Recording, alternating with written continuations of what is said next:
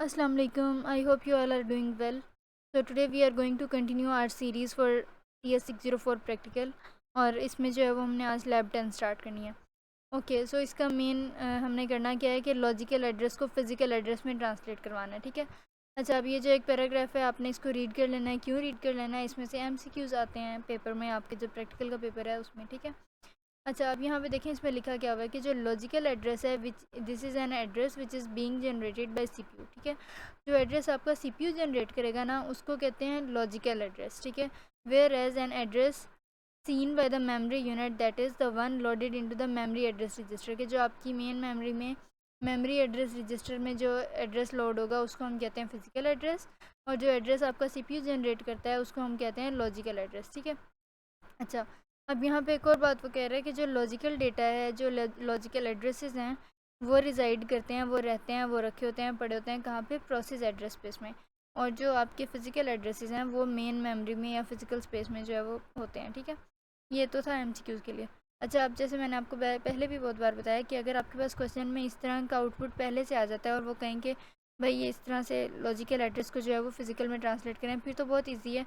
हमें आउटपुट देख के पता चल जाएगा इजीली कि हमने यूज़र से क्या लेना है, आउटपुट में क्या शो करवाना है, दिस एंड दैट।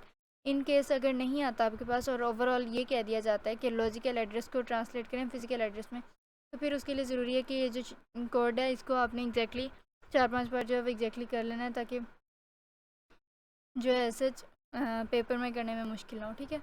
अच्छा, अब सेकेंडली, एक तो वैसे कोड शॉर्ट है तो ये पूरा भी आ सकता है आपके लॉन्ग क्वेश्चन में, लेकिन ओवरऑल इस तरह से भी आ सकता है कि लाइक कोई कोड ब्लॉक मिसिंग हो और आपने जो है वो कंप्लीट करना हो और बाकी कोड आपको सारा गिवन ही होगा पेपर में। ठीक है। अच्छा, अब हम इसमें देखें आउटपुट में हमने बेसिकली क्या करना है।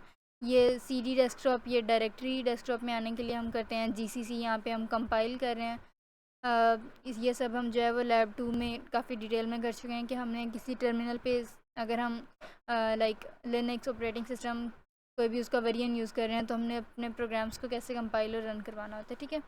अच्छा, कहने का मकसद यहाँ पे ये था कि हमने ये सारा कुछ जो है वो शो करवाना है अपने टर्मिनल पे आउटपुट में कि converting 16 bit logical address to 20 bit physical address. फिर ये दो बातें यूज़र को कहनी है कि इंटर करो सेगमेंट वैल्यू और ऑफसेट वैल्यू। ठीक है। अच्छा, अपने कोड की तरफ चलते हैं। अब देखें सबसे पहले आपने क्या करना है, आपने दो हेडर फाइल्स को इंक्लूड करना है। एक आ गई standard input output dot H, ठीक है, और एक है स्टैंडर्ड लाइब्रेरी डॉट एच।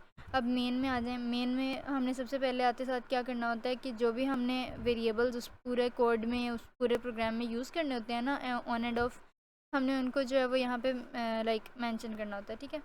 अच्छा, अब यहाँ पे देखें कौन से वेरिएबल्स हैं आपके पास। सेगमेंट, जो सेगमेंट नंबर आपको बताएगा, फिर ऑफसेट वैल्यू जो आपको बताएगा, ये लॉजिकल एड्रेस के लिए है, और ये है आपके पास फिजिकल एड्रेस के लिए। तो ये 4 वेरिएबल्स थे आपके पास, राइट। अच्छा, अब हम इसके प्रोग्राम की तरफ चलते हैं। अब यहाँ पे देखें अंदर पहले तो हमने प्रिंट एफ फंक्शन से यूज़र को कहना है, लाइक यूज़र को नहीं कहना, ओवरऑल हमने सिस्टम में शो करवाना है कि we are converting 16 bit logical address to 20 bit physical address. ठीक है। और ये स्लैश एन जो है ये नेक्स्ट लाइन पे जाने के लिए जो है यूज़ होती है। ठीक है, लाइन ब्रेक करके। अच्छा, अब प्रिंट एफ अगेन हमने यूज़र को कहा कि भाई अब तुम 16 बिट सेगमेंट वैल्यू इंटर करो। मैंने आपको बताया था कि सी लैंग्वेज में जब हम प्रिंट एफ फंक्शन से इनपुट ले रहे होते हैं ना यूज़र से, तो उस प्रिंट एफ फंक्शन के बाद, उस इनपुट लेने के बाद आपने ज़रूर स्कैन एफ फंक्शन यूज़ करना है। स्कैन एफ में क्या होगा कि दो पैरामीटर्स होंगे, और दो पैरामीटर्स क्या करेंगे, पहला जो है वो आपके पास फाइल टाइप एक तरह से बता रहा होगा, ठीक है, डेटा टाइप, और अगला जो है वो रेफरेंस लेगा। अब फाइल टाइप में मैंने आपको कहा था कि इंटीजर है तो डेसिमल D लिख दें, कैरेक्टर है तो C लिख दें, दिस एंड दैट। तो अब यहाँ पे तो आपके पास x लिखा हुआ है। x का क्या मतलब है? x का मतलब है हेक्साडेसिमल नोटेशन। ठीक है। तो 16 बिट नोटेशन है, तो 16 बिट जो है वो hexadecimal, hexa mean 6 and decimal means 10, तो वो 16 बिट्स हैं, हेक्साडेसिमल है, इसलिए यहाँ पे x लिखा हुआ है। ठीक है।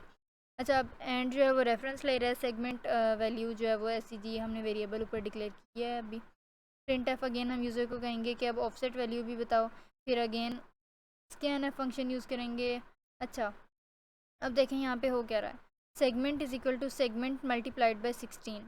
इसका ये मतलब है कि अगर आपने हैंडआउट्स में इसका मतलब पोर्शन जो है वो ट्रांसलेशन वाला, एड्रेस ट्रांसलेशन वाला गौर से किया हो, या आपको याद हो थ्योरी के पेपर से, कि उसमें वो कहता है कि लॉजिकल एड्रेस से जब हम फिज़िकल में जाने लगते हैं ना, तो आपने 4 बाइट्स आगे की तरफ मूव करना होता है। लेफ़्ट की तरफ लिखा हुआ है कि 4 बाइट्स जो है वो अहेड मूव करना होता है।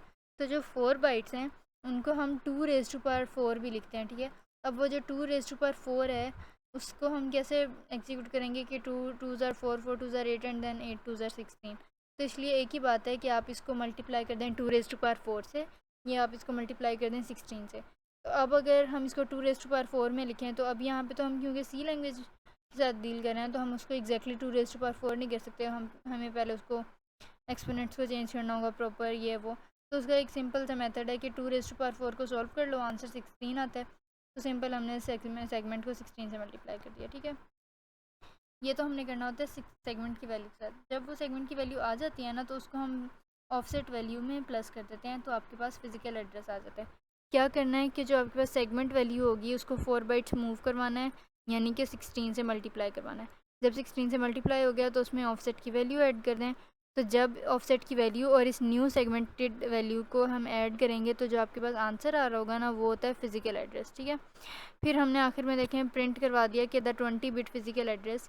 क्यों? क्योंकि यहाँ पे देखें आउटपुट में आखिर में शो करवाया हुआ है ना कि द 20 बिट फिजिकल एड्रेस। तो इसका मतलब है कि यहाँ पे आपने प्रिंट एफ फंक्शन से ये सी आउट करवाना है कि जो 20 बिट फिजिकल एड्रेस है। अगेन ये मोड एक्स क्यों लिखा हुआ है? क्योंकि हेक्साडेसिमल नोटेशन है, कोमा, और फिर ये प्रिंट एफ जो है वो 2 पैरामीटर्स ले रहा है। एक तो डबल कोटेशन में स्ट्रिंग जो आप एग्जैक्ट टर्मिनल पे अपने कंसोल पे शो करवाना चाहते हैं, और फिजिकल एड्रेस वो वेरिएबल है, यानी कि ये रहा जिसमें अभी हमने फिजिकल एड्रेस ट्रांसलेट करके उसकी वैल्यू रखी है, ठीक है। अच्छा, सिस्टम पास का मैंने आपको लास्ट वीडियो में भी बताया था कि हमने ये सिस्टम पास क्यों लिखते हैं, क्योंकि हम मेक श्योर करवा रहे होते हैं कि हमने अपना जो सिस्टम है वो सेफ स्टेट में छोड़ा है, और अब कोई भी प्रोग्राम, कोई भी सोर्स जो है वो लाइक सोर्स कोड जो है वो आके अब रन कर सकता है। हमारा काम यहाँ पे ख़त्म हो गया, ठीक है। तो that was all about lab number 10। इसमें कोई क्यूरी हो या कोई एम्बिग्विटी हो तो you can always drop a comment and I will answer your questions. And if you are new to the channel then don't forget to subscribe and hit the bell icon. Thank you.